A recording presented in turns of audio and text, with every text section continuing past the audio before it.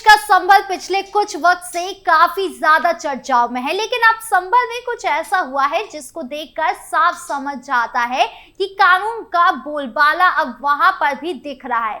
आज की हमारी स्पेशल स्टोरी में आपको बताएंगे कि आखिर क्या हुआ है संभल में और कैसे शुरू हुआ था पूरा संभल का विवाद।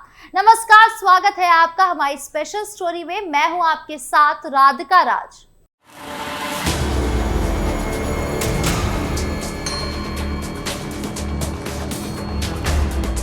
मुख्यमंत्री योगी आदित्यनाथ के बुलडोजर का खौफ अपराधियों के साथ अतिक्रमणकारियों के सिर चढ़कर बोल रहा है। संभल के चंदौसी शहर में नगर पालिका प्रशासन के नोटिस देने से घबराए मस्जिद प्रबंधन ने सुरहरी मस्जिद की दीवार खुद ही तोड़ना शुरू कर दिया है। दीवार सड़क किनारे नाले पर 3 फीट बनी तो इसे अतिक्रमण के रूप में चिन्हित किया गया था। संभल में हिंसा के बाद 1000 से ज्यादा आरोपित जिले से बाहर चले गए। इसके लिए पुलिस दिल्ली में डेरा डाले हुए है। चंदौसी में अतिक्रमण हटाओ अभियान के तहत बड़े स्तर पर स्थायी और अस्थायी अतिक्रमण हटाया गया। प्राचीन सुनहरी मस्जिद की बाहरी दीवार अतिक्रमण पर बनाई गई थी। करीब 15 दिन पहले नगर पालिका अधिशासी के अधिकारी कृष्ण कुमार सोनकर ने इसके लिए नोटिस जारी किया था। ये दीवार वर्षों पहले बनवाई गई थी। अतिक्रमण की वजह से लोगों का आने जाने में परेशानी होती थी, जाम की समस्या भी रहती थी। बताया जाता है कि मस्जिद की देखरेख करने वालों ने दीवार के बराबर अंदर एक और दीवार बनवाई। इसके बाद बाहरी दीवार को तोड़ना शुरू कर दिया। पालिका प्रशासन का कहना है कि अतिक्रमणकारियों ने सख्ती से निपटा जा रहा है।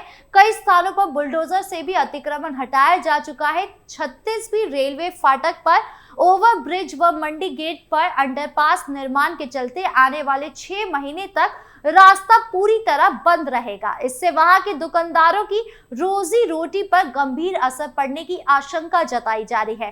पहले ही रेलवे फाटक पर ओवरब्रिज निर्माण के कारण दुकानदारों को काफी नुकसान झेलना पड़ा था। अब अंडरपास निर्माण के चलते ही उनकी समस्या और बढ़ गई है, क्योंकि उनकी दुकानों के ताले लटक जाएंगे। स्थानीय दुकानदारों का कहना है कि 6 महीने के इस निर्माण कार्य ने उनके व्यवसाय को पूरी तरह तबाह कर देने की आशंका पैदा कर दी है।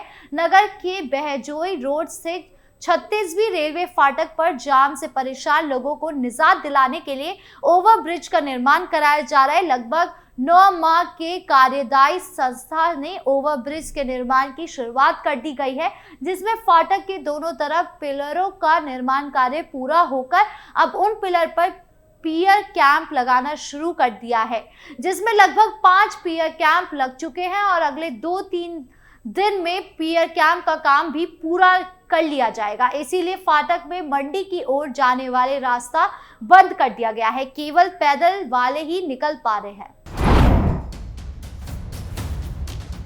अब चलिए आपको बताते हैं कि आखिर ये मामला कहां से और कैसे शुरू हुआ।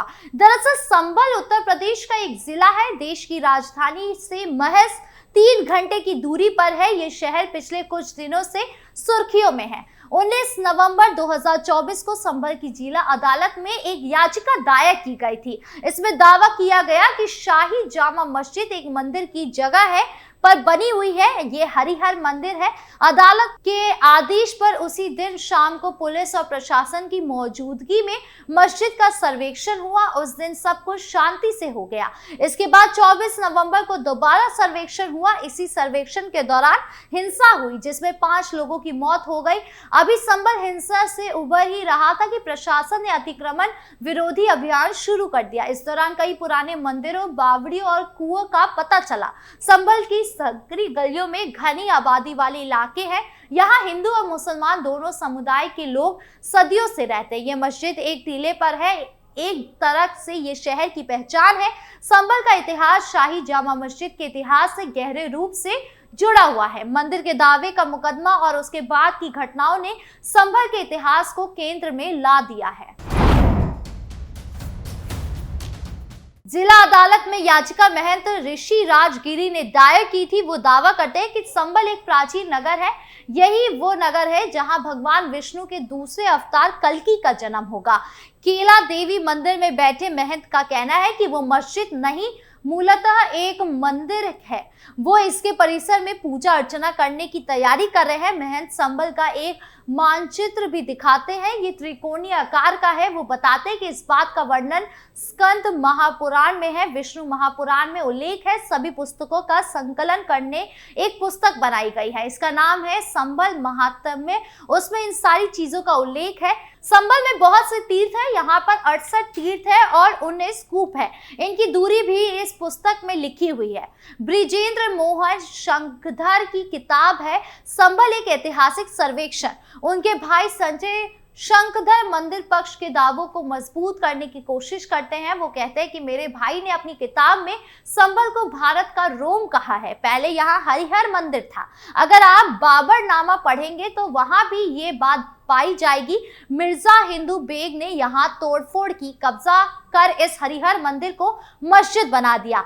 ऐसी तथ्य संभल की शाही मस्जिद के इर्द गिर्द चल रहे विवाद का केंद्रीय बिंदु बन गए हैं। मंदिर का दावा करने वाले पक्ष की तरफ से प्रचारित संभलन का ये मानचित्र शहर की दीवारों पर देखा जा सकता है, व्हाट्सएप ग्रुप में मिल सकता है। यूं कहें कि ये मानचित्र लोगों की कल्पना का हिस्सा बन चुका है। चाहे कुतुबुद्दीन ऐबक का साम्राज्य हो या तुगलक या लोधी शासकों का राज हो, संभल हमेशा एक महत्वपूर्ण केंद्र रहा है। साल 1526 में बाबर ने पानीपत की लड़ाई में इब्राहिम लोदी को हराया था। इसके बाद संभल मुगलों के अधीन आया। बाबर के दौर का एक प्रमुख ऐतिहासिक स्रोत बाबरनामा है। मुगल बादशाह बाबर ने 12 साल की उम्र से अपनी आत्मकथा बाबरनामा लिखना शुरू किया था। वो इस साल 1530 में अपनी मृत्यु तक लिखते रहे। पहली बार ये साल 1531 में प्रकाशित हुई थी। बाबर के शासनकाल के दौरान 3 महत्वपूर्ण मस्जिदों का जिक्र मिलता है। ये मस्जिदें आधुनिक समय तक रही। इनमें संभल की जामा मस्जिद, पानीपत की काबुली बाग मस्जिद और अयोध्या की बाबरी मस्जिद है। बाबरी मस्जिद को साल 1992 में कार सेवकों ने ध्वस्त कर दिया था। अमेरिकी इतिहासकार हार्वर्ड क्रेन ने एक research paper patroness of Zaheer अल दीन बाबर लिखा था। ये 1987 में बुलेटिन ऑफ द एशिया में प्रकाशित हुआ था। इस पे उन्होंने कहा कि बाबर की आत्मकथा में संभल की मस्जिद का उल्लेख नहीं मिलता है। वो लिखते हैं कि हिंदू बेग बाबर के साथ काबुल से आए थे।